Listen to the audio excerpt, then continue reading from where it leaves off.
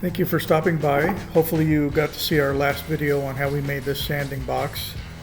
This downdraft dust collector came out pretty much as we wanted it to.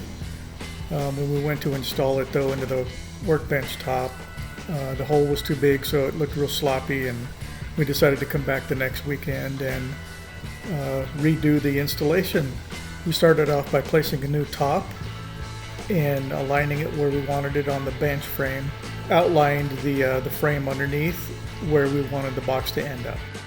Then we flipped it over and found the location and outlined the box for the actual cut. Then I used a circular saw to do a plunge cut and cut most of the square out. The circular saw cannot finish the corners, so we do that with a handsaw, a jigsaw, or a sawzall like I did.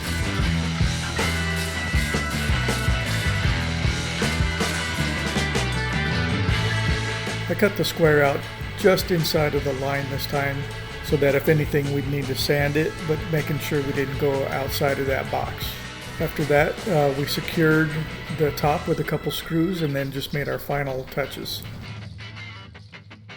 With the top secure, what we did is we used a long level. I think this is a 4-foot level.